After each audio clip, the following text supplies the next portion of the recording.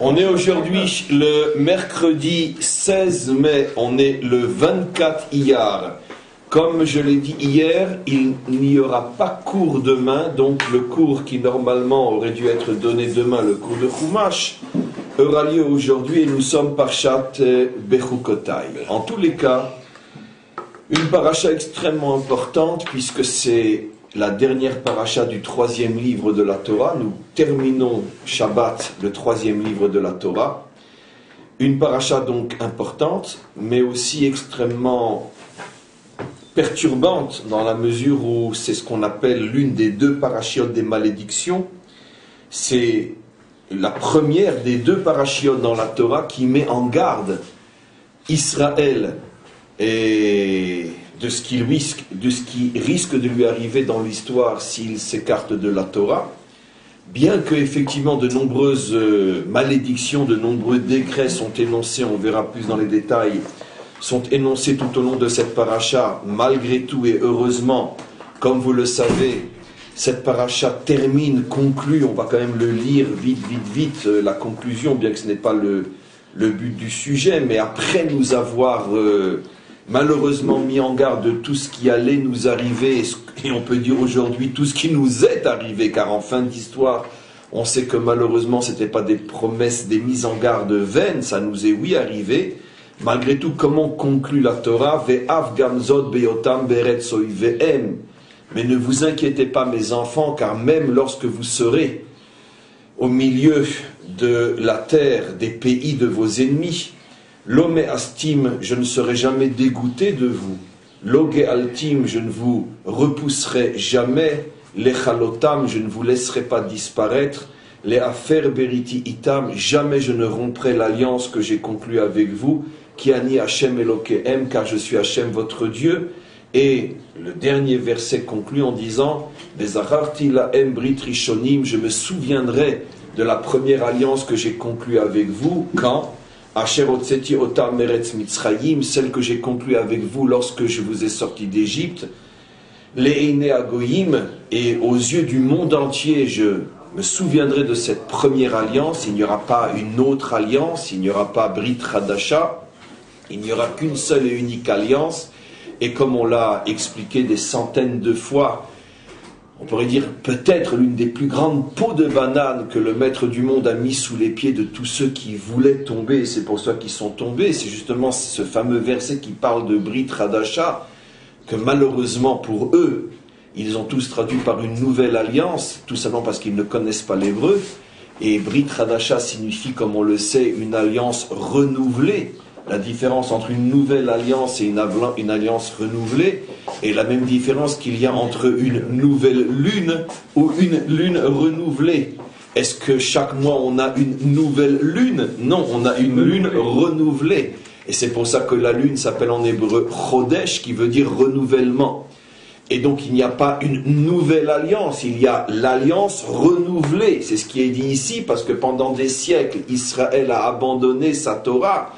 Et donc il y a un renouvellement d'alliance, et pour bien nous faire comprendre qu'il ne s'agit pas de quelque chose de nouveau, le verset conclut en disant, je le répète, Vezararti lahem brit rishonim, l'alliance que j'avais contractée avec vos pères, Asher otseti otam meretz Mitzrayim, lorsque je les ai sortis d'Égypte, les Néagoïm, c'est aux yeux du monde entier que cette alliance sera renouvelée. Liot lahem l'Elohim, je serai votre Dieu, Ani Hashem. Donc c'est clair que malgré la lourdeur de cette paracha, vous savez que c'est la raison pour laquelle le Chazan lit ces versets de malédiction à voix basse, parce que c'est lourd, et c'est d'autant plus lourd pour nous, car chaque verset que l'on va lire Shabbat nous ramène à des histoires malheureusement ô combien connues.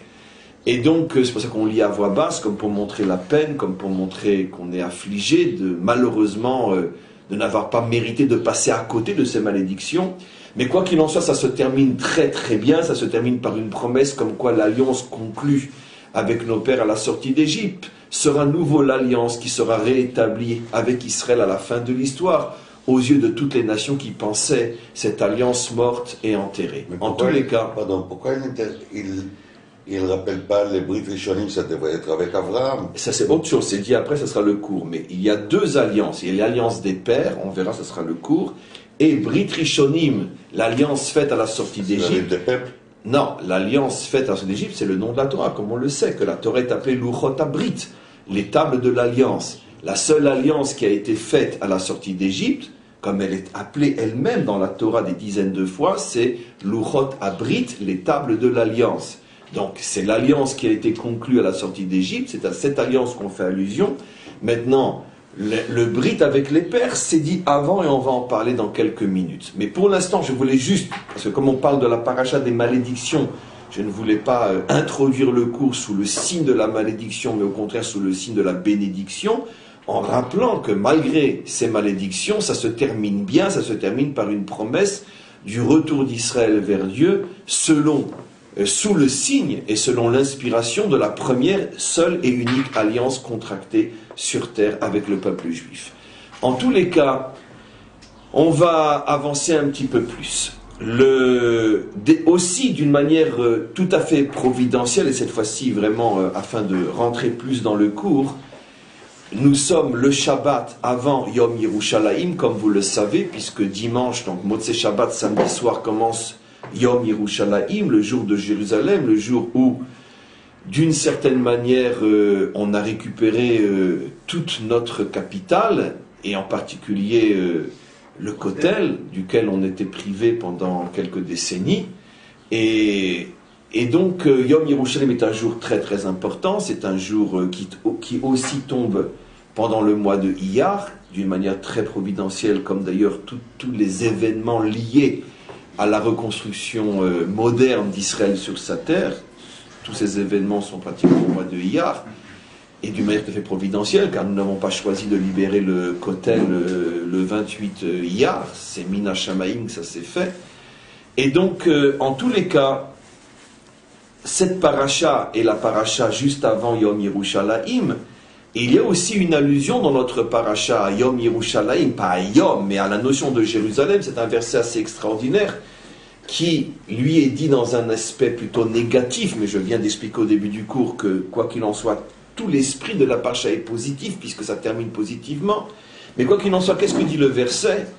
Il dit « Veshavartiet geonu zechem » je briserai, on est dans l'un des versets des malédictions, je briserai, la traduction est difficile, Gaonu Zechem, la gloire de votre puissance glorieuse, je la briserai, etc. Et le Balaturi m'explique une chose extraordinaire, il dit Gaonu Zechem. Si tu prends la valeur numérique des mots Gaonu Zechem, qui veut dire la gloire, la puissance glorieuse d'Israël qui sera brisée, malheureusement, jusqu'à la délivrance finale, le Balaturim dit Begematria Ze Yerushalayim. C'est la même valeur numérique que Ze Yerushalayim. Ça veut dire que la gloire, la puissance glorieuse d'Israël, c'est Jérusalem. Alors, c'est extraordinaire parce que, bon, d'abord, au niveau du Pshat, on comprend. Déjà, c'est extraordinaire que c'est le Shabbat qu'on lit juste avant Yom Yerushalayim. Mais ce qui est extraordinaire aussi, c'est ce que met en évidence le Balaturim, c'est que Jérusalem s'appelle Gaon ou Zechem. Gaon, dans le sens de Gaava, mais Gaava dans le sens de fierté, bien sûr, car le mot Gaava veut dire aussi et surtout fierté, d'où on le sait, au sujet d'Hachem. Hachem Geout Lavesh, il s'agit donc de fierté, de noblesse, de grandeur. Donc Gaon ou Zechem. Mais ce qui m'intéresse, ce qui va être le début du cours, c'est Uzechem, Oz. Jérusalem est notre puissance. C'est pour ça qu'ils la veulent tous. Parce que enlever Jérusalem à Israël, vous lui enlevez toute sa force. Et donc ils savent où frapper. En tous les cas, Jérusalem, c'est le Oz d'Israël. Ce qui est extraordinaire, c'est que si Jérusalem est appelée Uzechem, votre force, il y a une autre chose aussi qui est appelée Oz ou Uzechem dans la Torah, c'est la Torah elle-même. Comme il est dit, Hachem Oz le'amo yiten. Hachem a donné Oz à son peuple. Oh, Shalom Aleichem. Je t'ai pas vu hier soir, alors c'était... Alors, donc, Hachem Oz le'amo yiten. Hachem a donné le Oz. J'espère que tu n'es pas au chômage. Ah, tu t'es fait mal au doigt. Donc je ne dirai pas Ken Yirbu. C'est pour ça qu'il ne travaille pas ce matin, excuse-moi. Donc en tous les cas, Hachem Oz Le'amoïten, on se comprend, mi-voix. Donc Hachem Oz Le'amoïten, Hachem a donné la puissance à son peuple. Chazal disent que Hachem a donné la Torah à son peuple, car la Torah est la force d'Israël. Alors c'est intéressant, d'après cet enseignement des maîtres qui dit que le Oz c'est la Torah, et d'après cet enseignement du Balaturim qui dit que Oz c'est Yerushalayim, donc il semblerait qu'il y ait un lien entre la Torah et Yerushalayim. Et qui boucle la boucle? Bien sûr, le prophète Ésaïe. Ki mitzion tetze Torah udvar Hashem me Yerushalayim. Donc on voit que Ki mitzion tetze Torah, Tzion c'est bien sûr le haut lieu saint à l'intérieur de Jérusalem, mais Udvar Hashem et Yerushalayim. C'est intéressant, et là vous allez voir quelque chose d'extraordinaire. Le verset donc du prophète est extrêmement précis. Le mot Torah, il l'utilise pour Tzion, qui est encore une fois le cœur de Jérusalem. Si Jérusalem est le cœur du monde, le cœur du cœur c'est Tzion. Mais en tous les cas, la Torah se trouve donc à Jérusalem, ou plus précisément dans le cœur de Jérusalem à Tzion. Mais le Dvar Hashem, la parole d'Hachem, sort de Jérusalem. Maintenant, où est le Oz? D'après le Balaturim, le Oz est à Yerushalayim plus que à Tzion. Or, dans le verset de Ésaïe, il parle de Torah à Tzion, il parle de Dvar Hashem à Yerushalayim. Mais en vérité, c'est exactement ce que dit le Balaturim. Parce que on sait ce que signifie en hébreu Dibour, Dvar. Comment appelle-t-on un roi ou un dirigeant en hébreu biblique? Dabar. Dabar. Et c'est pour ça que le dirigeant s'appelle un Dabar, parce qu'un dirigeant honnête, vrai, véritable, dirige avec sa bouche, pas avec les prisons, les cachots et les goulags. Donc un vrai dirigeant dirige avec sa bouche. Et c'est la raison pour laquelle en hébreu, parler et diriger, donc entre parenthèses dominer, c'est le même mot, pour dire que la parole doit être capable de diriger le monde. Pas seulement de l'inspirer, mais de le diriger. Et donc celui qui par la force de sa parole arrive à diriger les hommes, s'appelle un Dabar. C'est pour cette raison, et vous allez comprendre, je l'avais déjà dit, je pense une ou deux fois, vous allez comprendre de manière complètement nouvelle, c'est la raison pour laquelle, quand on parle des 4 éléments qui composent la création, on les appelle le domème minéral, tsemach végétal, hay animal, medaber parlant, qui fait allusion à l'homme. Mais tous les commentaires posent une question évidente. On aurait dû dire domem, tsemar, hay, adam. Pourquoi medaber? Alors évidemment, l'homme est celui qui parle, mais ici on est en train de parler des 4 éléments. Donc pourquoi le medaber? Adam. Pourquoi medaber? Pour expliquer justement que la véritable dimension de l'homme, c'est d'être capable de diriger toute la création vers son projet, tous les règnes qui le précèdent. Et c'est pour ça qu'on l'appelle Médaber, qu'il ne faut pas traduire par le parlant, mais par le dirigeant, dans le sens biblique du terme. C'est la raison pour laquelle nous avons reçu la Torah qui s'appelle Asereta Diborot. Ça veut dire les 10 paroles, que l'on traduit, pardon, excusez-moi, j'ai dit une bêtise, que l'on traduit par les 10 paroles, ou que l'on traduit encore pirement par les 10 commandements, parce qu'il est marqué nulle part dans la Torah les 10 commandements, de la même manière que, on peut fermer la fenêtre, que même les 10 paroles, qui seraient une traduction littérale, n'est pas une bonne traduction, les 10 commandements est une fausse traduction, mais les 10 paroles n'est pas une traduction précise. En vérité, les Aseret Dibrot, il s'agit d'Ibour dans le sens de direction. Si des gens devaient traduire, on ne peut traduire que d'après le sens et non d'après la traduction littérale. Aseret Dibrot, ça veut dire c'est les 10 directives. Très bien. Les 10 directives dans le sens des 10 forces qui permettent à Dieu, avec l'homme, de diriger son monde. Ça veut dire d'être le manhig, le dirigeant de son monde. C'est la différence fondamentale entre les 10 paroles de la création qui s'appellent Amirot et les 10 paroles de la Torah qui s'appellent Diborot. Parce que dans les 10 paroles de la création, Dieu a montré qu'il existait.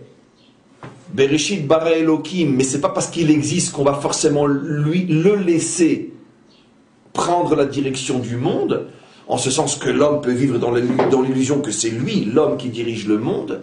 Donc c'est pour ça que cette présentation de Dieu s'appelle une Amira et non un Dibour. Mais quand Israël a reçu la Torah, Israël a accepté de concevoir sa relation avec Dieu non comme un Omer, mais comme un Médaber. Non comme celui qui parle, mais comme celui qui dirige. Et donc c'est pour ça que ça s'appelle la Sefta Dibrot. Donc maintenant on revient à Jérusalem, au Dvar Hashem me Yerushalayim. Ça veut dire que ça ne suffit pas uniquement de dévoiler la Torah. Faut-il encore dévoiler une Torah qui soit capable de diriger le monde? Et le seul et unique endroit duquel peut, doit et sortira une Torah qui dirigera le monde, c'est Yerushalayim. Et pourquoi justement le verset est précis? Pourquoi Yerushalayim est non Tzion? Parce que Tzion, bien que s'y trouve la Torah, mais c'est surtout la Torah, on pourrait dire spirituelle, puisque c'est là-bas que se trouve le temple. La Torah, dans son niveau, on pourrait dire plutôt spirituel, religieux. Mais la Torah, dans le sens d'une directive qui puisse inspirer et diriger l'humanité tout entière dans l'ensemble de ces problèmes qui ne sont pas que des problèmes religieux, mais qui sont aussi et surtout des problèmes sociaux, politiques, économiques, humains, cette Torah-là ne sort pas de Tzion, mais sort de Yerushalayim, qui est le haut lieu du pouvoir politique d'Israël.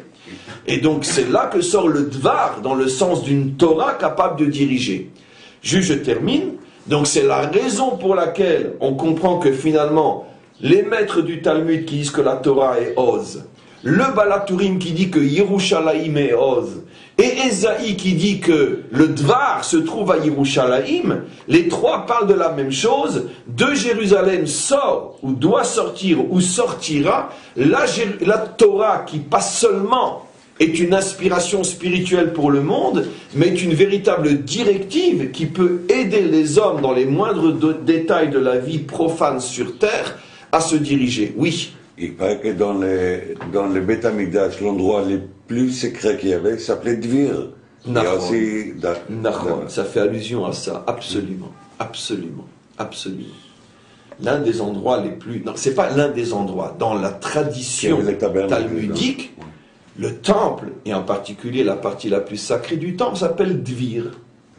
Comme pour montrer aussi Dvir, la racine d'Ibour, d'Aber, tout ce qu'on explique exactement, pour montrer que sauf comme sauf, la vocation d'Israël n'est pas uniquement d'être un inspirateur au niveau d'un modèle de vérité, mais être aussi un dirigeant, ça veut dire dans le sens positif, de permettre aux hommes de savoir comment se diriger à l'intérieur et avec cette vérité. Donc ça, c'est le tafkid de Jérusalem. Donc on comprend bien sûr l'importance inimaginable de Jérusalem, et on comprend que finalement c'est de Jérusalem que de plus en plus vont sortir les paroles de Torah qui peuvent et qui doivent inspirer le monde au niveau de sa direction quotidienne, concrète, dans la vie de tous les jours. Et c'est pour ça que tout se focalise autour de Jérusalem. C'est la raison pour laquelle tous les peuples veulent Jérusalem, parce que consciemment ou non, tout le monde sent que c'est ici que se trouve véritablement la pile, le moteur de l'inspiration mondiale. Et dans le sens négatif, tout le monde veut nous prendre Jérusalem parce qu'ils veulent priver Israël de cette force qui fera de lui finalement le véritable inspirateur de l'histoire humaine. En tous les cas, après toutes ces bonnes paroles, on n'est toujours pas rentré dans le vif du sujet, mais on l'a pourtant bien préparé, comme vous allez le voir. Donc on se rend compte que finalement, on ne peut pas dissocier Torah de Jérusalem. Dit d'une autre manière, on ne peut pas dissocier la Torah de son implication et de son action sur terre. Comme je viens de l'expliquer, une Torah qui serait seulement spirituelle est une Torah d'exil. Ce n'est pas la Torah de Jérusalem. Le manque de Jérusalem étant le symbole le plus élevé de l'exil.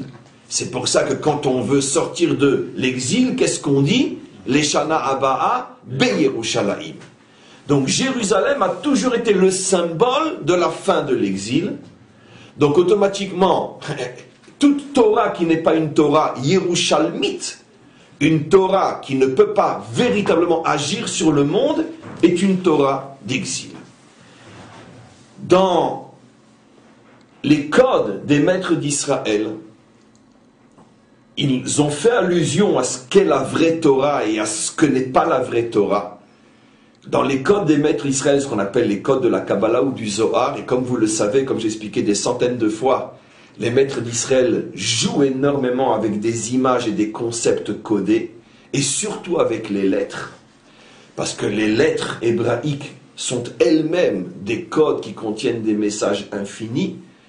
Je vous ai raconté déjà des centaines de fois que Rabbi Akiva, qui a étudié la Torah jour et nuit pendant 80 ans, qui est mort à l'âge de 120 ans, quelques semaines ou quelques mois avant qu'il quitte ce monde, l'un de ses élèves l'a rencontré, l'a croisé, il avait un sourire tellement lumineux qu'on aurait dit qu'il revient du Gan Eden. Et il lui a dit, maître, mais il a très bien compris que certainement il vient de découvrir quelque chose de très très fort dans son étude de la Torah. Il lui dit, maître, qu'est-ce que tu as compris? Est-ce qu'on peut en profiter? Et il dit, non, rien, je suis simplement très heureux, car aujourd'hui je viens enfin de terminer l'étude de la lettre Aleph.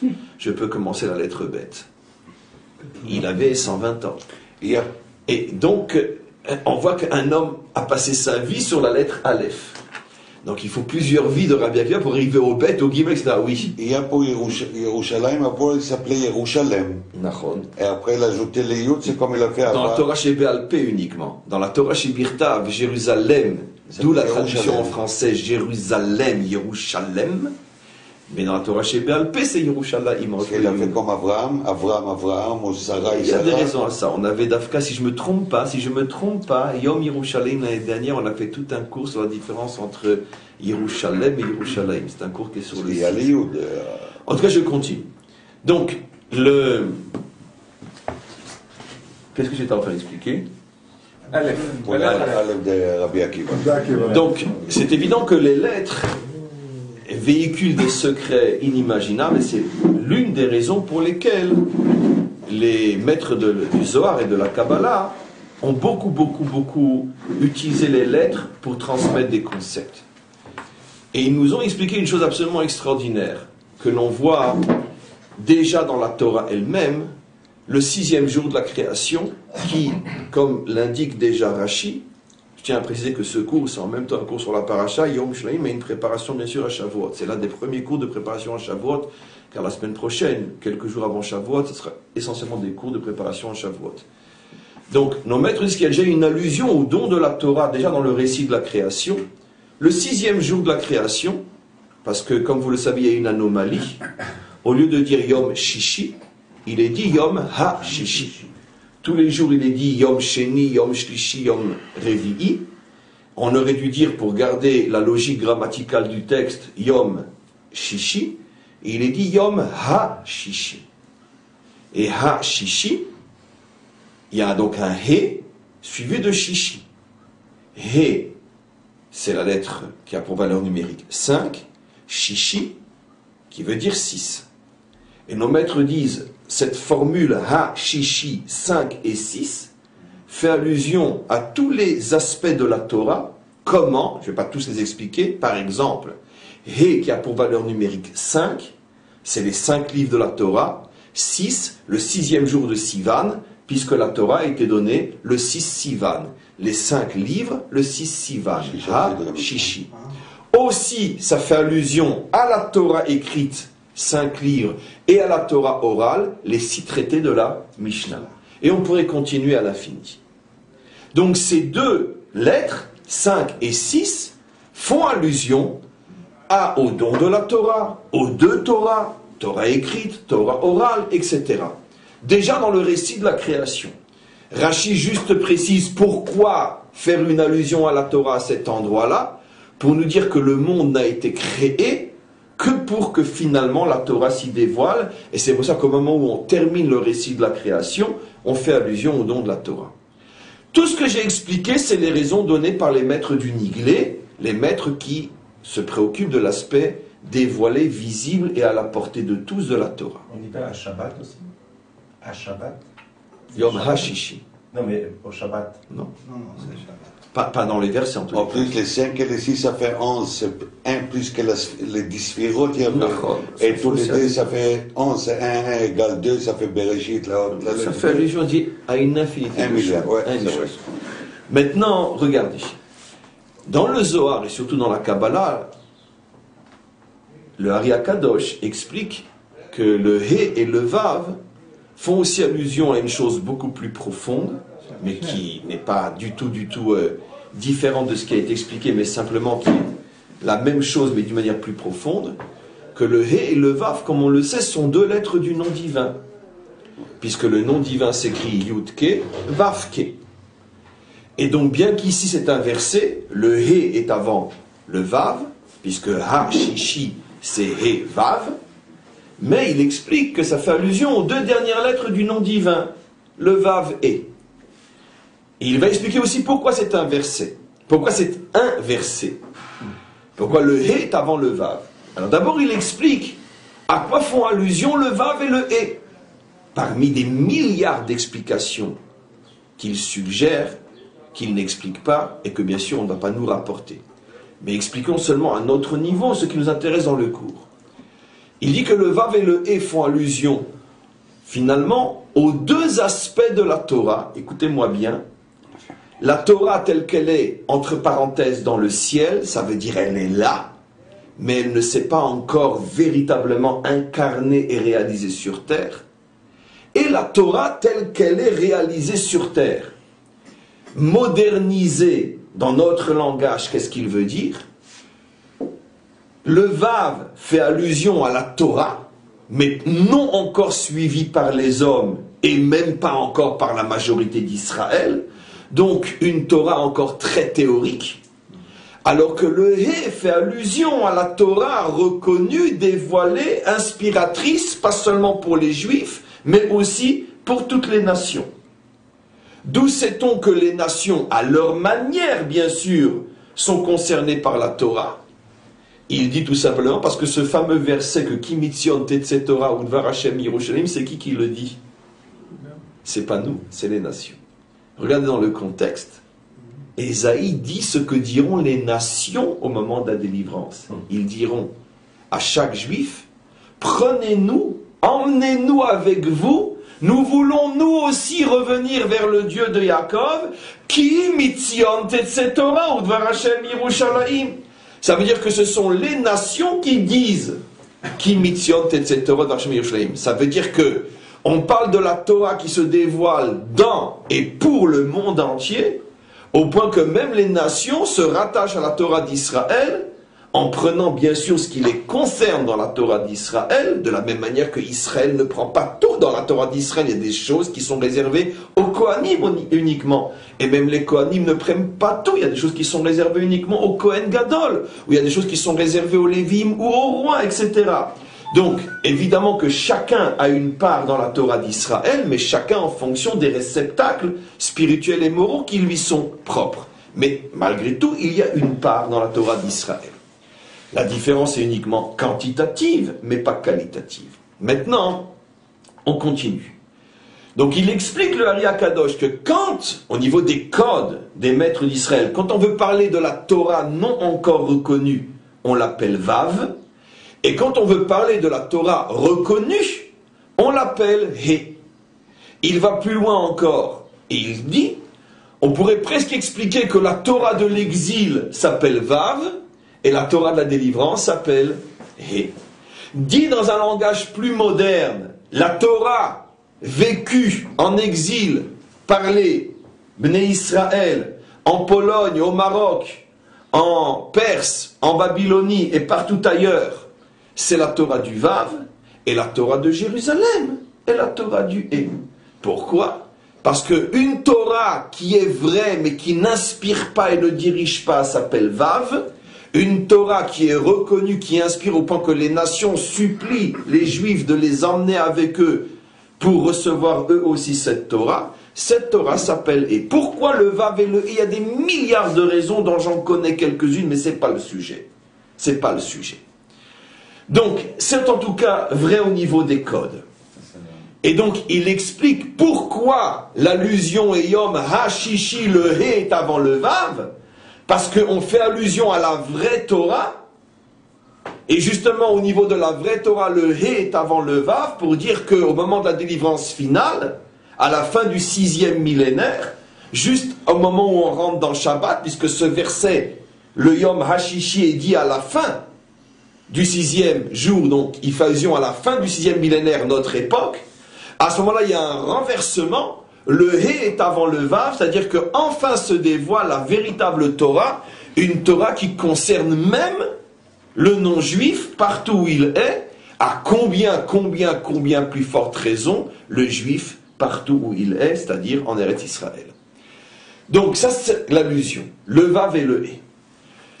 Donc, on voit qu'il y a effectivement énormément de choses qui sont liées les unes entre elles depuis le début du cours. Je prends énormément de notions et on en fait une véritable mosaïque. Et donc on commence à comprendre le lien, Yerushalayim ou Zechem, on est dans notre paracha, Dvar mi Yerushalayim, le He avant le Vav, etc.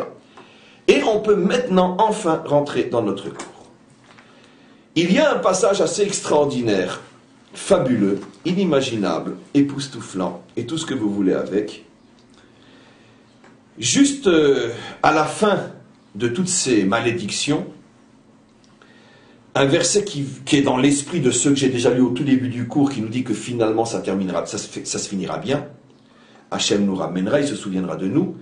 Et le verset commence, il dit la chose suivante, on est dans le verset 42. Vezacharti et beriti Yaakov. Je me souviendrai de l'alliance contractée avec Yaakov. Ve'afet beriti Yitzhak, ainsi que de l'alliance contractée avec Yitzhak. Ve'afet beriti Avraham, ainsi que de l'alliance contractée avec Avraham. Eskor, je m'en souviendrai. Ve'aretz Eskor, et je me souviendrai de la terre. Il y a dans ce verset deux anomalies, ou plutôt deux difficultés fondamentales, parmi des milliards d'autres. Ça doit être Abraham, bien sûr, parmi des milliards d'autres que nos maîtres mettent en évidence, mais on s'en contentera de deux. C'est d'abord, c'est la première, la seule, l'unique fois dans toute la Torah où les pères sont cités à l'envers, Yaakov, Yitzhak et Avraham. Il y a trois anomalies, deux que vous pouvez comprendre par la parole, mais une que vous ne pouvez que voir, donc c'est pour ça que j'allais l'oublier. Une deuxième anomalie, c'est que le mot Yaakov est écrit ici, avec une faute grammaticale volontaire, avec un vav à l'intérieur, alors que Yaakov, dans toute la Torah, sauf, on va le voir dans Rashi, à 5 reprises, Yaakov est cité plusieurs centaines de fois, le mot Yaakov, par les prophètes des centaines de fois, dans la Torah de Moshe des dizaines de fois. Donc plusieurs centaines de fois le mot Yaakov est cité dans la Torah. Dans toute la Bible, le mot Yaakov s'écrit sans vav, avec un cholom à la place du vav. Dans 5 fois uniquement, je vous laisse deviner pourquoi le chiffre 5, après toute l'introduction, dans 5 fois uniquement, Yaakov est écrit avec un vav. Donc ici. Donc c'est la deuxième anomalie. Troisième anomalie, ou difficulté, qu'est-ce que peut vous vouloir dire après avoir dit je me souviendrai du mérite des pères, même si c'est dit à l'envers, Yaakov, Yitzhak et Abraham, que peut vouloir dire et je me souviendrai en dernier de la terre? Par rapport aux pères, on comprend, il s'agit de se souvenir d'une alliance conclue avec les pères, d'une promesse, d'un engagement. Mais la terre, ça veut dire quoi? Abraham.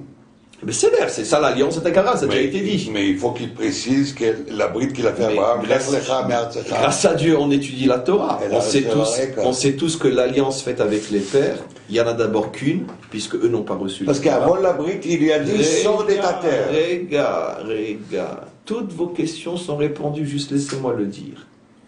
Nous étudions la Torah. Nous savons tous, car un juif rentre à l'école pour étudier la Torah dès l'âge de 6 ans. Depuis l'âge de 6 ans, nous avons appris déjà des milliers de fois qu'une seule et unique alliance a été conclue avec les pères la promesse de la terre. Donc c'est pas à la fin du 3e livre qu'on a besoin de nous le préciser. Ce n'est pas flatteur pour notre intelligence. Donc c'est clair que si ici on le précise, ça ne peut pas être l'intention du verset. C'est forcément autre chose. Car jamais Dieu n'a conclu avec Abraham une autre alliance que sur la terre. Pareil avec Yitzhak, pareil avec Yaakov. Donc il s'agit évidemment de l'alliance, de la promesse de la terre. Donc comment se fait-il qu'on ait besoin de le préciser à la fin? À quoi ça fait allusion? Mais on va le voir bien sûr. Donc je répète quelles sont les 3 questions sur ce verset. Première question, pourquoi les pères sont cités à l'envers? Deuxième question, pourquoi Yaakov est écrit ici comme dans 4 autres endroits avec un vav?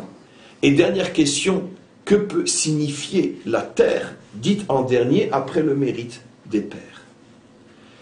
Alors on va répondre à toutes ces questions. D'abord, pour l'instant, on va lire les réponses et après on va les interpréter. Premier, je suis l'ordre de Rashi. Rashi va nous expliquer pourquoi ici il y a un vav dans Yaakov et qu'est-ce que cela signifie. Il dit comme ça. Bechamisha mekomot. Il n'y a que 5 endroits dans toute la Torah. Nirtav malé, où le mot Yaakov est écrit avec un vav. Et en même temps, Ve'eliyahu chaser bechamisha mekomot.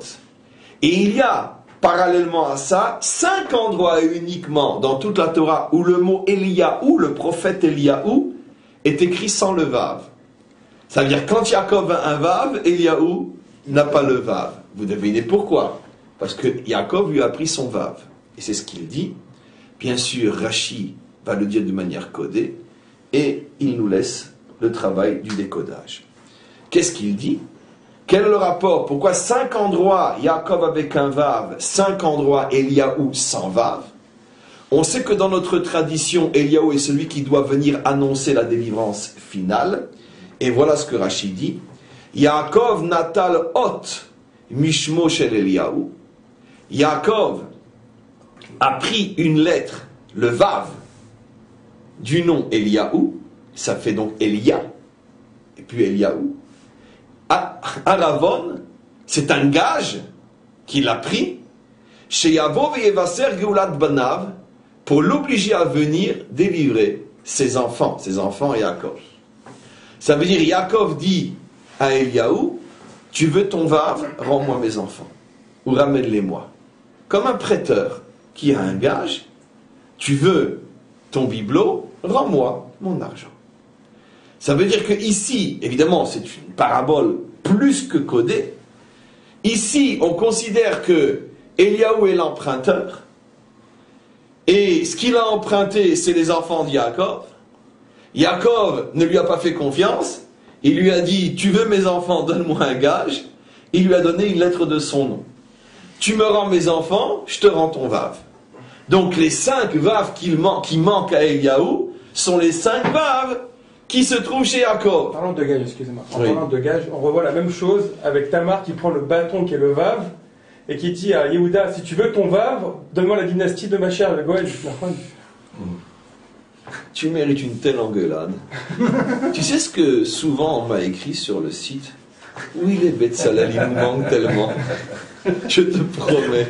Oui, les Betsalel. Ah, j'ai pas répondu, j'ai pas dit que le pauvre il travaille alors maintenant du cours. Ils se font des cours en plus. Mais tu vois, évidemment, c'est exactement la même chose. Seulement, là c'est au niveau de l'histoire d'Israël, et là l'histoire d'une famille d'Israël. C'est la même chose. D'accord?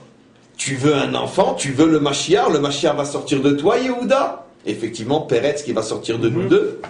Donne-moi un gage. Et le gage, l'un des 3 gages, car là il y en avait d'autres aussi, mais l'un des 3 gages, c'est le fameux bâton, qui a la forme du vav, évidemment. Et les 2 veuves, ça fait 12, les 12 enfants, les 12 tribus. Non, parce que vav s'écrit avec 2 vav, qui fait allusion donc aux 12 enfants. C'est ça que vous voulez dire absolument. Donc en tous les cas, c'est la même notion. Une notion de gage qui est pris, etc. Mais en tous les cas, maintenant, pendant 40 minutes, je vous ai préparé à comprendre ce qu'est le vav et le hé. Ici, c'est 1 + 1 = 2. Dans 5 endroits, il y a un problème avec le vav. Donc 5 et 6. Et on parle d'exil et de délivrance. Vous avez tout compris. 5 endroits où il manque le vav, ou disons il n'est pas à sa place. 5 qui fait allusion à la Torah de Yerushalayim. La Torah de Yerushalayim qui manque en exil. Parce qu'en exil, ce n'est que la Torah du vav. Donc dans 5 endroits, il y a un problème avec le vav. Et on va encore décoder encore plus. Mais on comprend très très bien ce qui se passe. Le vav étant le symbole de la Torah en exil, le hé étant le symbole de la Torah de la délivrance. Et donc automatiquement, pourquoi sur 5 endroits Torah de la délivrance, il y a un problème avec le vav, Torah de l'exil? Et qu'est-ce que signifie je te rends le vav si tu me rends mes enfants? Ça veut dire que finalement, le vav ne sera rendu à Eliyahu que le jour où Israël sera revenu à Jérusalem. Et regardez, Eliyahu s'écrit comment les 2 dernières lettres? C'est ce que tu voulais dire? Non, cette fois-ci je t'ai pas deviné. He vav, Eliyahu. Le he avant le vav. Donc c'est comme si Yaakov dit à Eliyahu, le jour où pourra se réaliser le fait que le hé est avant le vav, que la Torah de Jérusalem sera la vraie Torah reconnue par le monde entier, qui mitzion tetze Torah, ou dvar Hashem Yerushalayim, je te rendrai ton vav et on t'appellera Eliyahu, le hé avant le vav. Mais tant que mes enfants sont pas revenus, je te prends ton vav, il ne reste que le hé, pour que tu prennes conscience que le véritable problème, et c'est pour ça que ça se répète à 5 endroits, le véritable problème est qu'on est en absence de la Torah du hé, de la Torah de Jérusalem. Oui. C'est intéressant parce que 5 et 6, enfin, il manque 5 fois 6 qui fait 30.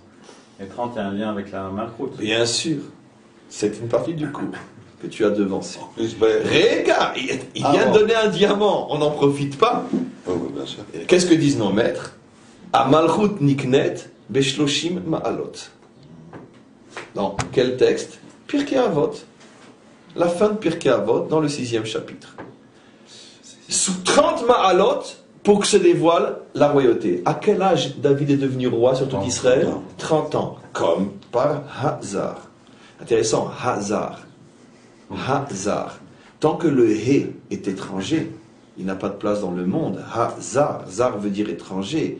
Hé, zar. Tant qu'il n'y a pas de place pour le hé dans ce monde, alors on vit soumis au hasard et on ne voit pas que tout est dirigé par la providence. En tous les cas, David est devenu roi à l'âge de 30 ans. Pourquoi? Amalchut niknet beshloshim ma'alot. Pourquoi 30? Il y a des explications aussi, c'est pas stam. Bien sûr, mais je ne peux pas tout expliquer parce que sinon on n'arrivera pas à faire notre cours. Mais on les cite les 30... Oui, non, on ne les cite pas dans Pirkei Avot, on ne les cite pas. Mais elles sont par contre citées dans d'autres endroits. En particulier, si je ne me trompe pas, dans le Zohar. En tout cas, elles existent, elles sont citées dans les livres du Sod. En tout cas, quoi qu'il en soit, on comprend donc effectivement le 5 et le 6, comme vous avez dit, 5 plus 6 c'est 11, qui fait allusion à quelle sphira qui a pour valeur numérique 11? Le Keter, la couronne, la royauté. Et ça fait aussi allusion à 5 fois 6, 30, qui sont les 5 degrés qu'on doit monter pour arriver à, bien sûr, combien de marches se trouvaient devant le trône du roi Salomon? Je vous laisse juste deviner. 30. Il y a plusieurs versions, mais une des versions, il y avait 30 marches pour arriver sur son trône. Les 30 marches de la royauté, bien sûr. C'est aussi la raison pour laquelle le Lamed est la plus grande des lettres, de toutes les lettres de l'alphabet. Pourquoi? Parce que c'est la plus visible de toutes, qui est la lettre du dévoilement, lorsque tout se dévoile. Et donc, c'est aussi la première lettre du mot lilmod, enseigner, etc. Enfin, étudier ou enseigner, peu importe, c'est en-soft tout ce qu'on peut dire sur le Lamed. En tous les cas, on comprend donc ici quel est le problème. Effectivement, Yaakov dit à Eliyahu que je ne veux pas te laisser ton vav, c'est-à-dire, je ne veux pas laisser mes enfants dans l'illusion de croire que le simple fait d'étudier la Torah, ça suffit, parce que c'est pas ce qui nous sortira de l'exil.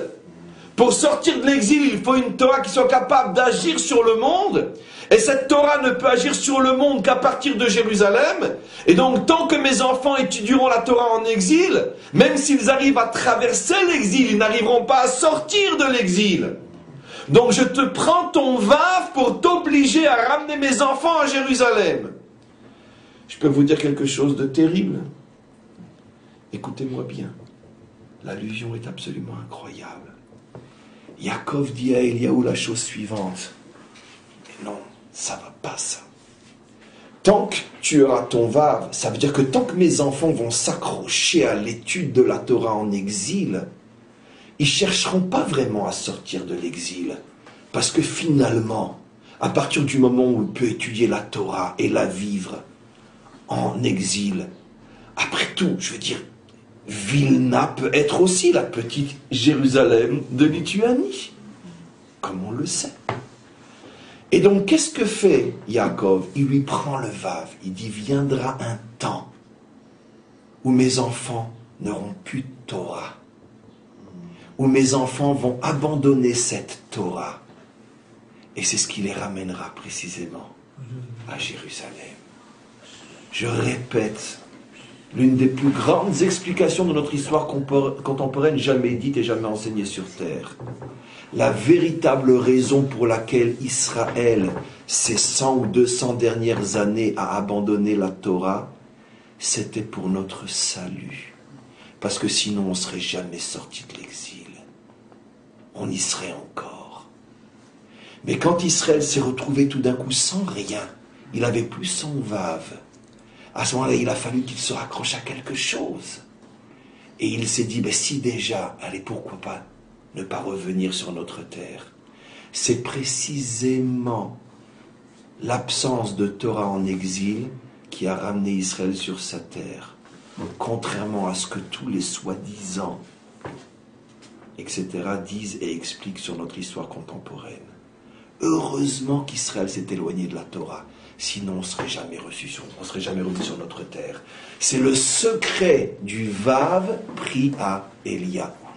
C'est eux qui l'ont ramené. Et qui c'est qui nous a ramenés sur notre terre? Précisément ceux qui n'avaient plus le Vav. La stratégie, excusez-moi, c'est de nous enlever des strouillottes. Si on n'étudie pas la strouillotte d'études en exil, on perd des strouillottes. En n'ayant plus de strouillottes, on se prend des coups de bâton par les nations et on revient sur la terre. Oh, tu es en train d'expliquer maintenant vers Arrête ses scores. On va y arriver doucement, doucement, doucement. On est en train d'expliquer maintenant vers Arrête ses scores ce que cela veut dire. Pourquoi le dernier mot, c'est je me souviendrai de la terre. Ça veut dire qu'il y aura un moment où il n'y aura plus rien d'autre que la terre. Il n'y aura plus que ça. Il n'y aura que la terre. Il n'y aura même plus... Je vais l'expliquer de deux manières, vous allez voir. Selon Rachi et selon d'autres. Selon Rachi, c'est un peu différent de ce que je suis en train de dire maintenant, mais les deux se rejoignent.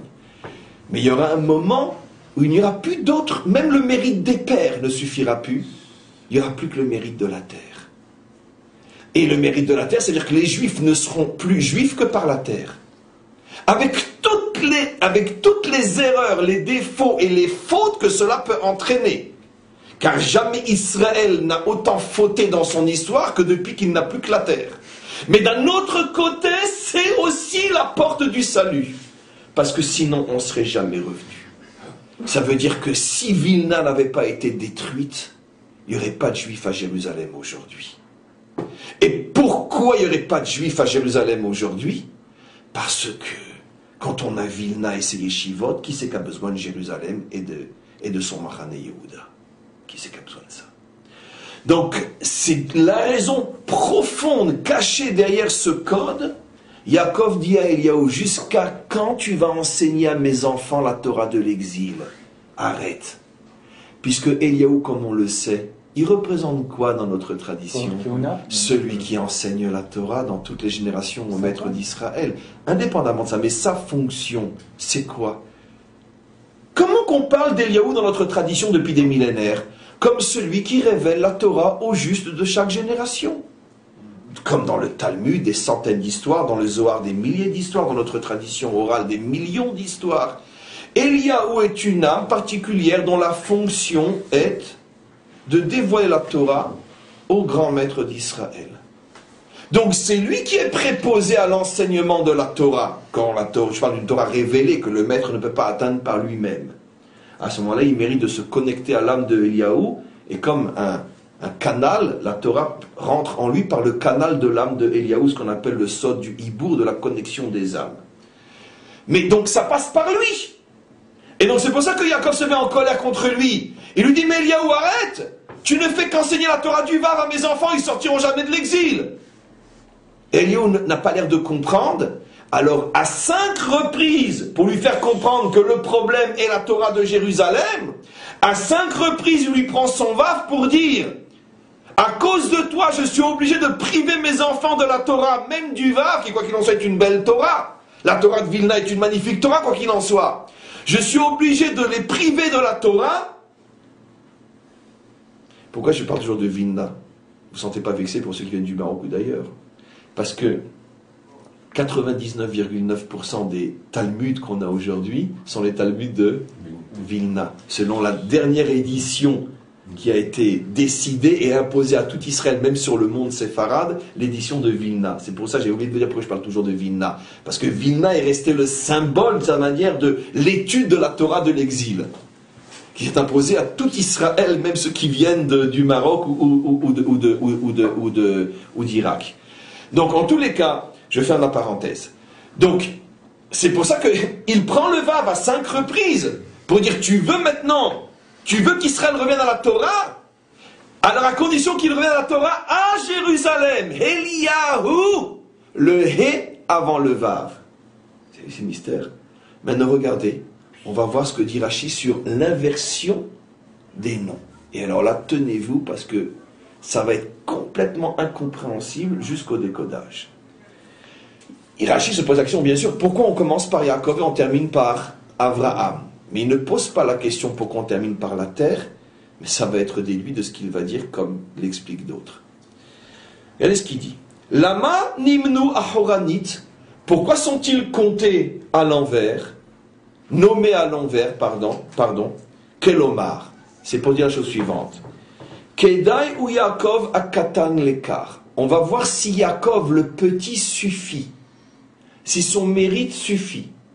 Pourquoi il l'appelle le petit, je vous promets que je ne sais pas. Je fais semblant, oui je sais, je vous dirai dans quelques minutes. Petit-fils. Non, le petit dans les mots de Rashi, alors que toute la Torah dit le contraire, à quoi fait allusion Rashi?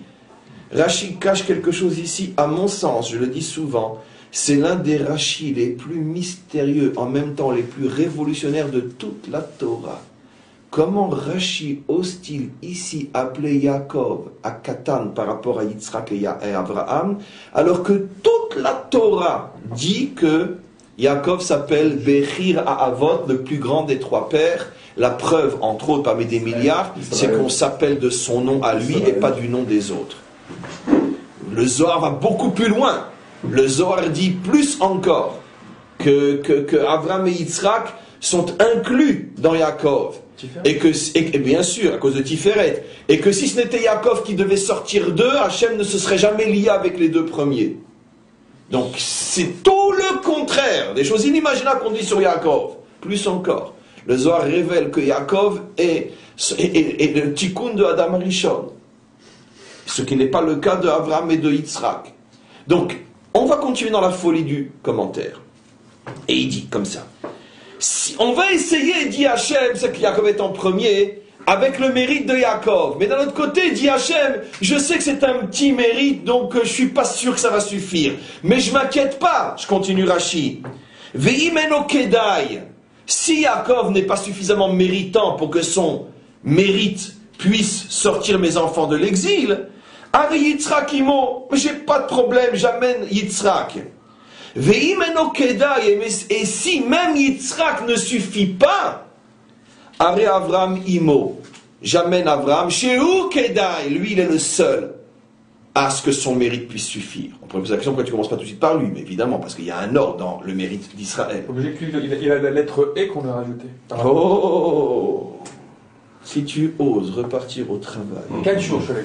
4 jours. Oui, mais 4 jours. Il y a déjà Shabbat et vendredi. Non, 4 jours. Demain matin, il n'y a pas cours. Ah non. C'est pour te punir, que tu nous as quittés. Voilà. Donc, en tous les cas, quoi qu'il en soit, évidemment, chez Abraham, il y a Hé. Et c'est bien sûr ce à quoi fait allusion Rashi, entre autres. Et sur les 2 autres, il dit Oulai, Kedai, Lo Kedai. Sur Abraham, il dit, regardez ce qu'il dit. Sur Abraham, il dit Shehu Kedai. Lui, c'est sûr qu'il a le mérite suffisant. Donc, d'abord, ça contredit toute la Torah. On a toujours vu que Abraham et Yitzhak sont en dessous de Yaakov. Donc ça veut dire, comment conclure ici que c'est le mérite d'Abraham. Alors, qu'est-ce que dit... On va quand même rentrer dans la logique de Rashi. Comment Rashi dit les versets? Je vais d'abord essayer celui qui a le moins de mérite. Je sais d'avance que ça ne marchera pas, mais malgré tout, l'histoire a un processus. Je ne peux pas brûler les étapes. On commence par le premier mérite.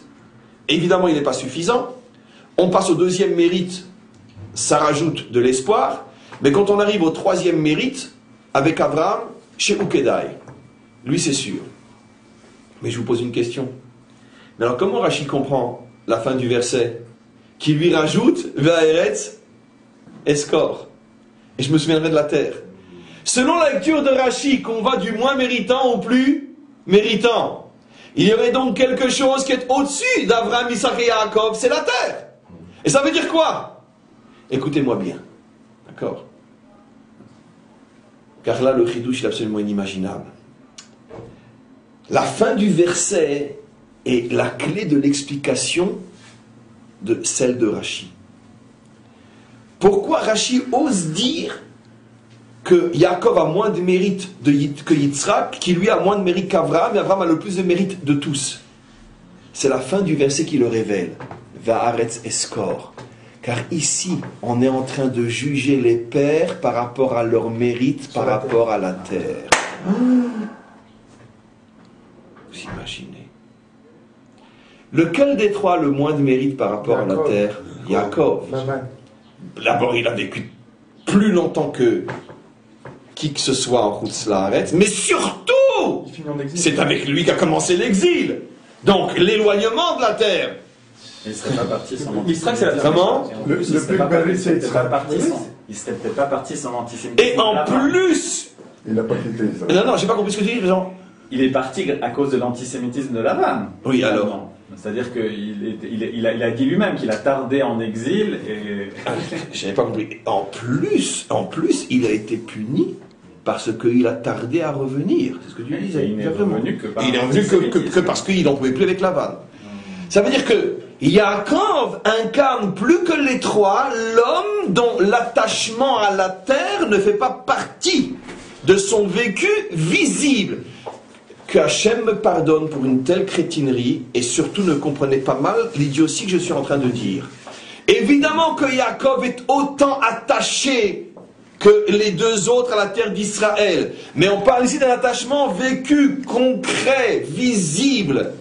Il est absolument clair que Yaakov est celui des trois qui a le moins longtemps vécu avec la terre d'Israël, comme on pourrait dire préoccupation essentielle. Donc par rapport et uniquement par rapport à ce domaine, effectivement, Rashi se permet pour la première et unique et seule fois dans toute la Torah d'oser appeler Yaakov à Katan, le petit. Parce que ici on est en train de parler des mérites par rapport à la terre. Après, il y a un qui a un plus grand mérite que lui. C'est Yitzhak. Pourquoi? Parce que lui, quel est son mérite? Il est né, mort et n'a jamais quitté la terre d'Israël. Donc c'est infiniment plus grand mérite que Yaakov. Mais il y a encore un plus grand mérite. Lui c'est Vadaï, c'est Abraham. Puisque grâce à qui on doit la terre? Qui nous l'a fait découvrir? Qui a tout abandonné pour elle? Kolatralot Kachot, tous les commencements sont difficiles. À qui on doit la terre? À Abraham. Donc automatiquement, Lech Lecha, c'est le début de l'histoire d'Israël et de la terre d'Israël. Donc le plus grand des mérites, c'est Abraham. Celui qui a été le premier à nous donner cette terre. À qui a été faite pour la première fois la promesse de la terre? À Abraham. Donc on lui doit tout à Abraham. Par rapport au mérite de la terre, quel est le plus méritant des trois? Abraham. C'est pour ça que la Torah conclut et elle dit, et je me souviendrai de la terre. Elle explique ce que Rashi dit. Si vous me posez la question pourquoi je commence à l'envers, parce que ici je ne parle pas des mérites moraux et spirituels des trois en général, où évidemment Yaakov était plus grand que les deux autres, lui c'est Tiferet, etc. Je parle du mérite par rapport à la terre. Par rapport à la terre, Yaakov a le moins grand mérite, Abraham a le plus grand mérite. Et de là, qu'est-ce qu'on apprend? Que toute la délivrance finale repose sur les mérites par rapport à la terre, et non par rapport à l'étude de la Torah ou la pratique des mitzvot. Mais c'est largement incroyable, tous ces mecs qui étudient la Torah et qui ne la comprennent pas. C'est incroyable. C'est absolument incroyable. Comment qu'on peut étudier la Torah pendant des... et la falsifier à ce point? Mais c'est absolument incroyable. avec une barbe et un chapeau sur la tête. Mais c'est absolument incroyable. Mais c'est un scandale. Comme disait notre Réga. C'est un scandale. Comment? Tout est devant les yeux de celui qui veut les ouvrir. La Torah nous dit, et c'est pour ça que c'est le Rashi après le premier sur le Vav et le Hé. Je ne veux pas de la Torah du Vav, c'est pas elle qui vous délivrera. Je veux de la Torah du Hé. Et pour vous que le compreniez, je vais vous écrire un verset qui vous montre que celui qui a le moins de mérite des trois pères, c'est Yaakov. Pourquoi? Parce que c'est celui qui s'est le moins préoccupé de la terre d'Israël. Donc les mérites dont j'ai besoin pour amener mes enfants sur leur terre, c'est les mérites liés à la terre d'Israël. Ceux qui viennent avec des valises de mérites liés à la terre d'Israël sont les enfants de la délivrance. אבל הוא מתקן את זה, יעקב. Oui, un instant. Mais כתוב במשיח, quand il va arriver, ונקבצו כל נדחי הארץ. Il ne parle pas de la Torah. Il va rassembler tous les juifs du monde. כל נדחי הארץ. Il ne parle pas de la terre. Vous avez compris un petit peu? J'ai un problème sur la technique. Comment? Papa, ce que vous dites, on voit que c'est Yaakov qui fait des gages, c'est pas Abraham qui fait des gages pour l'amour de la terre. Bravo! Il y a un problème. Oh, le problème, c'est pourquoi pour la troisième fois tu ne viens plus le matin. C'est le seul problème. Parce qu'il n'y a pas de questions qui sont sans réponse. Le problème, c'est justement, c'est quand tu n'es pas là, il n'y a plus ces questions-là. C'est ça le problème. Tu comprends? Avec le modernisme, peut-être. Maintenant, on continue. Maintenant, regarde. Alors, effectivement, et je te promets que c'était vraiment la fin du cours ce que tu demandes. Il reste un seul problème, qui est sa question. Avec tout ce qu'on a expliqué maintenant, on comprend donc d'une manière inimaginable la portée incroyable de cette paracha, qui est vraiment la couronne de ce troisième livre, qui nous montre ce qu'est la terre d'Israël aux yeux d'Hachem, qui nous met en garde contre toutes les erreurs et les falsifications de notre Torah, qui nous fait croire jusqu'à aujourd'hui que si tout Israël revient à la Torah, ce sera ça le mérite qui nous ramènera sur notre terre.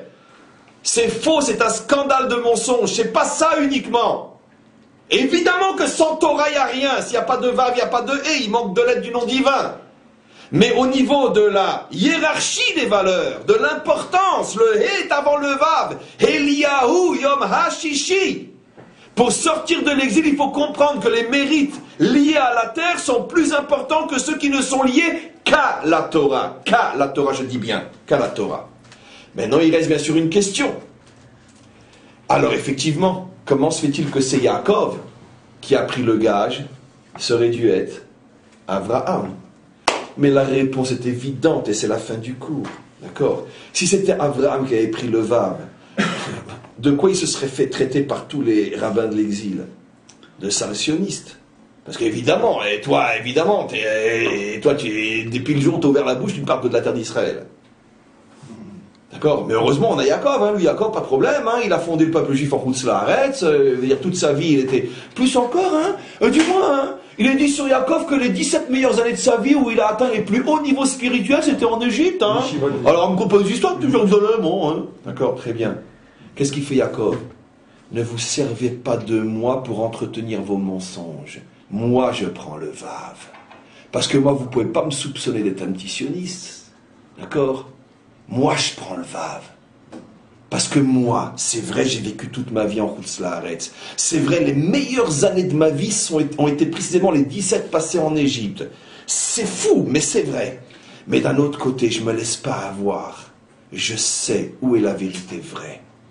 Le seul endroit où il faut, où l'on doit, et on a le devoir de vivre, c'est sur sa terre. Partout ailleurs, c'est un fantasme, même si c'est un fantasme merveilleux. Et c'est pour ça que c'est Yaakov qui prend le Vav à Eliyahu, parce que là, c'est significatif. Parce que Yaakov est précisément, dit Rashi, celui qui était le moins lié à la terre d'Israël. Donc s'il prend le Vav, qu'est-ce qu'il est en train de nous montrer? Que même lui a compris la vérité vraie. Il n'y a pas de peuple juif sans Torah de Jérusalem. Hachem oz la moïten, gaon uzechem, le oz d'Israël, le oz de la Torah n'est qu'à Jérusalem. En dehors, c'est la Torah de l'exil. Et c'est justement la raison pour laquelle le personnage qui, plus que les trois plus que les deux autres, incarne le juif de l'exil, Yaakov. C'est lui qui prend le vav pour bien nous montrer la vérité vraie, qu'on ne se méprenne pas sur sa vie à lui. C'est pas parce que moi j'ai réussi en dehors de ma terre, c'est pas parce que moi j'ai été sur le plan spirituel le plus grand des trois pères en dehors de ma terre, qu'on peut de là tirer les conclusions comme quoi on peut être un immense juif en dehors de sa terre. On ne peut pas être un juif complet en dehors de sa terre, c'est absolument impossible. Oui. C'est intéressant dans un autre angle pour justifier pourquoi c'est Yaakov, et dans la formulation qui est de ce qu'il dit à Eliaou, c'est aussi intéressant parce qu'il parle des enfants d'Israël. Il dit tu as pris mes enfants. Donc il se préoccupe du peuple, puisque Yaakov c'est aussi le fondateur du peuple. Donc ce qu'il lui dit, c'est que c'est très beau d'étudier, d'être en exil, d'étudier la Torah. Mais le peuple en souffre, enfin dire les pogroms, l'inquisition, etc. Comment est-ce qu'on peut, parce qu'on survit plus ou moins, ne pas se préoccuper de la souffrance du peuple? Et ce qui est intéressant, c'est que le sionisme politique, sa première préoccupation, c'était de la souffrance des Juifs en exil, en disant il faut trouver une solution pour qu'on arrête d'être victime et avoir un endroit, donc revenir à la terre pour sauver les Juifs. C'était la préoccupation qu'on retrouve chez Herzl, etc. C'est la souffrance des Juifs. C'est un cheval de Troie, ça, par hasard? Ce qu'il dit, c'est un cheval de Troie. Effectivement, en retournant sur la terre, on voit aujourd'hui comment ça a sauvé, et comment comparé à il y a même évidemment 60 ans, comme on a vu, de toutes les guerres d'Israël, il y a eu 22 000 ou 23 000 morts. C'est même pas ce qu'il y avait comme en un jour à Auschwitz. Donc c'est un sauvetage incroyable. Donc Yaakov, il a cette ta'ana vis-à-vis d'Eliaou, et il continue à rester en exil. Répète ce que tu viens de dire, en 62 ans de guerre, il n'y a pas eu autant. En 100 ans de guerre, il n'y a pas eu autant de morts juifs en Israël qu'en une journée à Auschwitz. Ça, c'est la couronne du camp. On devrait s'arrêter sur cette phrase-là, parce que c'est dommage de rajouter quoi que ce soit après une phrase comme ça, avec votre permission. On arrête sur ta phrase. En 100 ans d'histoire d'Israël sur sa terre moderne, il n'y a pas eu autant de morts qu'en un seul jour à Auschwitz. Si ce n'était que pour ça, ça valait la peine. Et c'est pour ça qu'effectivement, c'est ce que dit Yaakov à Eliaou. Ta Torah, elle est bien belle, mais tu ne te préoccupes pas de la souffrance de mes enfants. Moi, je veux éviter ce que toi, tu n'es pas capable d'éviter. Un jour à Auschwitz. Plus de 22 000 morts en un seul jour. Merci beaucoup pour cette dernière phrase. Et Bezrat Hashem, on passe au cours suivant. Dans quelques minutes, le cours de Talmud. Je répète qu'il n'y a pas cours demain. On reprend notre cours dimanche.